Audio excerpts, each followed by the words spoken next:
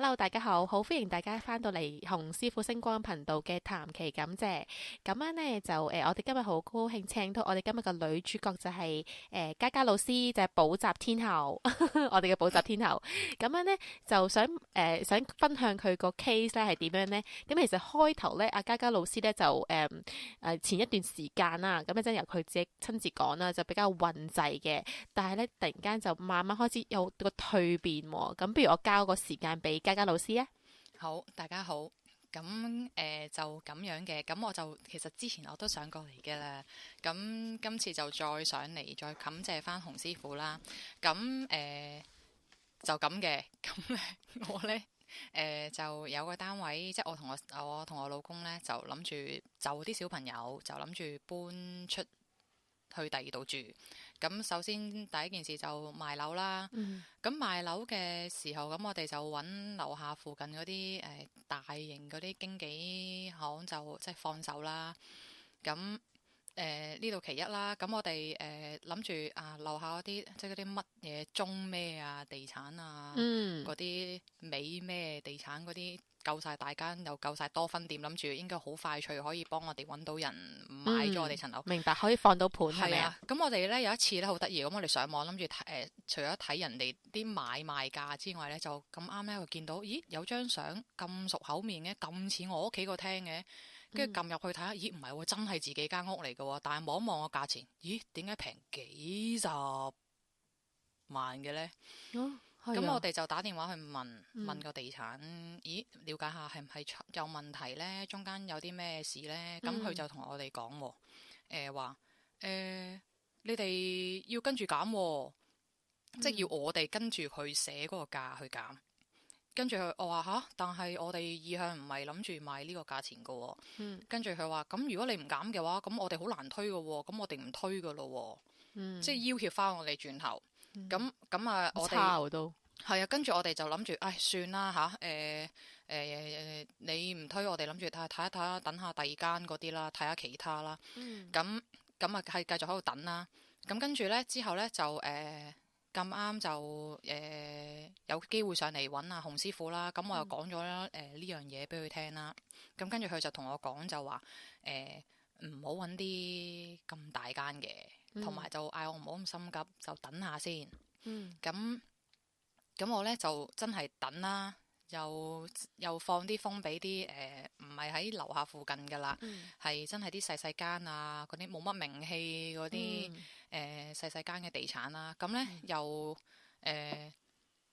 即係喺冇過咗，即係喺我唔為意嘅時間啦。咁又真係之後賣咗，即係經佢哋嗰啲細行嗰啲咧就賣咗自己層樓，仲要係自己本身意向個價錢咧都唔使點減嘅。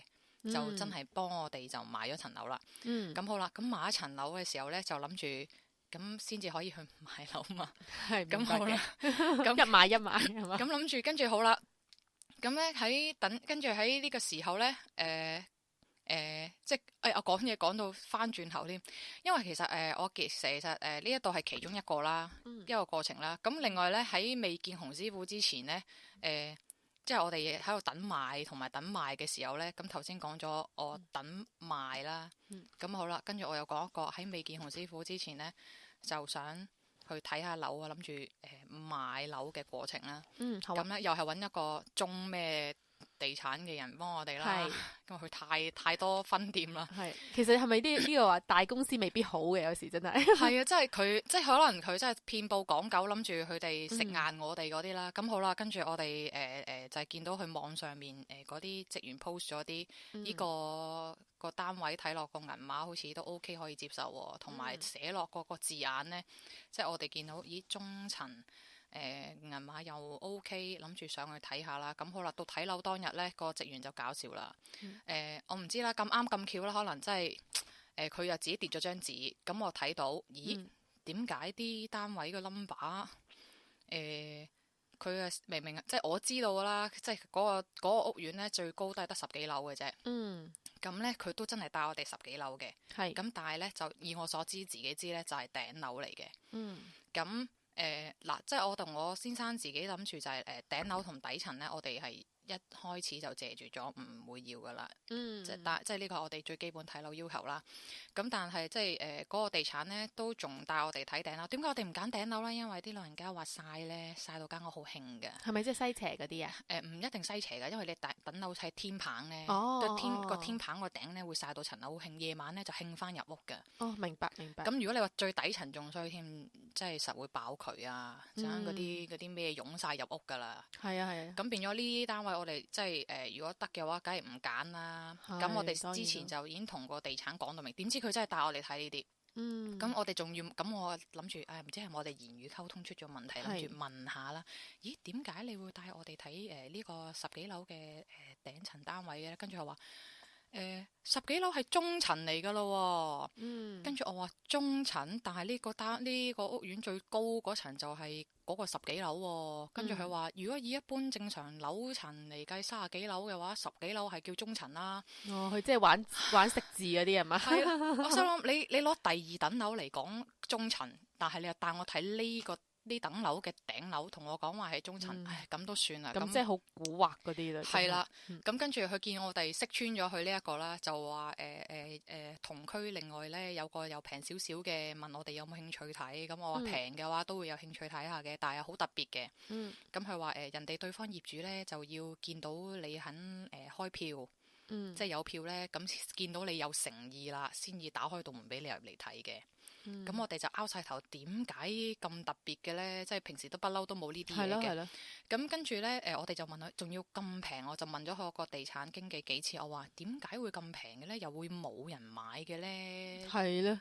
跟住佢又話我話佢個原因真係有玄機啊，好有趣啊！佢話因為對方諗住快啲賣咗層樓，所以咧就諗住個價錢平啲。我心諗都唔成立嘅，係咯，都唔 make sense 嘅。你咁平，但係又冇人要，但係你又話對方想買一層樓，但你都講唔到個原因。咁好啦，咁我哋到最後都係大家我話唔俾票你，你哋又帶唔到去睇，咁啊完咗啦。咁啊之後我哋之後再即係見洪師傅嘅時候咧，師傅就又即係俾啲指點你，係啦，俾指點迷津，係啦，就話佢話其實你經紀嗰啲因為佢見到我遇啲人真係好差，咁我就話跟住佢話你會唔會睇下即係之後提升咗人員啦，之後咧就可能會有啲唔同嘅轉機嘅。原來係人員嗰度出咗事，係啦，即係佢話即係我啲人員可能真係出咗問題，咁佢哋話幫我提升咗之後咧，再睇下留意下會唔會有啲咩轉機啦、轉變咁啦。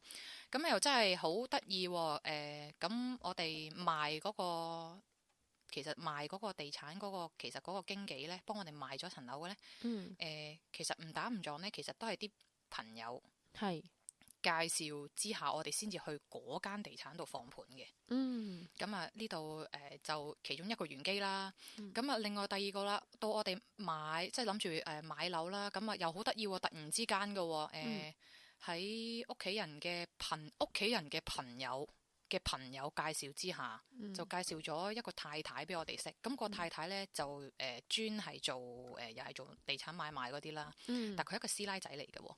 咁佢就不停嘅咧無啦啦，即係其實我哋都係當一個即係當多一個機會啦，睇下會唔會喺第二啲地方會有啲筍盤益下我哋啦。咁佢即係其實 keep 住咧都俾啲俾同區係特別啲嘅樓盤我哋睇嘅。咁就但係 keep 住其實價錢都係唔係話太貼近到我哋想要嗰個銀碼啦。咁但係咧又輾轉過咗啲時間喎。咁咧到最後呢個地產嘅經紀咧就介紹咗我哋去，好得意啊！佢講咗個銀碼出嚟啦，即係介紹咗個樓盤俾我哋認識啦。我哋開頭都覺得，因為我哋試過買過嘢啊嘛，啲咁平嘅嘢咧，我哋驚驚地嘅。咁我見到佢 send 咗 message 嚟話，咦有個某某單位幾多錢嘅？我哋望完之後，我同我老公第一個反應就話：哇，好似比平時嗰啲平起碼2成喎。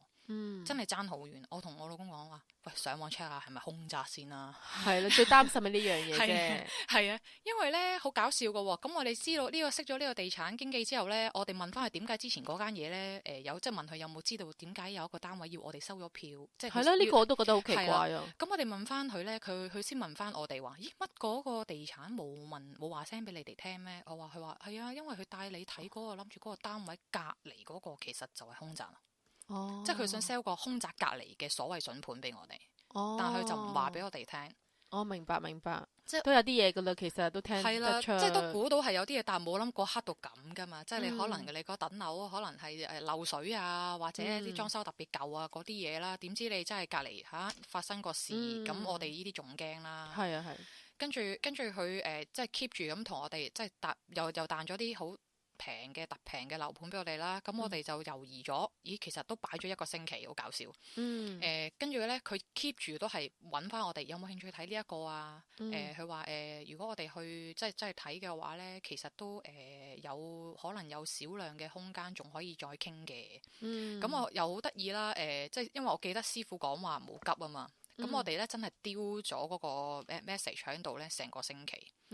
咁咧又一個玄機嚟嘅喎，1個禮拜之後先去睇咧，對方係好急賣。所以咧佢係好想嗱臨賣咗佢，因為對方應該係好等錢使。咁就我哋又咁啱食住呢個機會，可能因為我喺度諗咧，如果1個禮拜前我哋上去咧，對方可能仲企得好硬啲，即係連嗰少少議價嘅空間都未必會有。咁啱就因為1個禮拜之後啦，咁啊我哋又真係其實真係夾硬抽啲時間去嘅啫。咁啊真係睇完之後咦又 OK 喎，雖然係都係唔係話啲好高層嗰啲單位啊，但係方向啊、價錢啊、大細啊，同埋入到去個感覺都舒服嘅。咁就到最後都拍板啦，成功啦。仲要咧個經紀咧，即係我哋話可唔可以平啲啊？個經紀咧好好人啊，佢私底下平咗傭俾我哋，即係佢收我哋嗰份傭係收平咗嘅。咁另外又幫我哋即係大口咁咬對方個業主啊，幫我哋議價啦。咁就成為咗呢個即係令到自己好開心啦。恭喜晒你先啊！起碼真係叫做上到車啦，又係啦，好多而家香港好難上車咁，你知道？係啊，因為驚自己賣咗之後好難上翻車，之後就即係從此之後就要周圍租地方住啊，係啊，好慘噶嘛。咁就好多謝洪師傅啦。首先佢幫我即係佢俾咗幾個提示我，就真係跟住做唔使急。揾啲細鋪啊，揾啲即係唔好揾啲咁大型㗎，同埋即係聽佢講等下時機啦。咁真係等下又真係等到我想要嘅嘢咯。所以呢度好多謝洪師傅啦，同埋即係時機嘅嘢真係你信嘅話，真係就係嗰1個星期就係咁樣又平咗啦。所以真係要好多謝洪師傅，同埋如果只要你信咯，你一信嘅話，就樣嘢嚟到嘅時候，就全部都好自然。係啊，呢個就係揾阿洪師傅嘅左右銘嚟嘅，其實係啊，即係你只要你跟住，即係好得意係佢帶住你去行嘅，好得意嘅啲嘢係佢帶住你去行，你跟住佢去行個方向咧。就冇錯噶啦，係啊。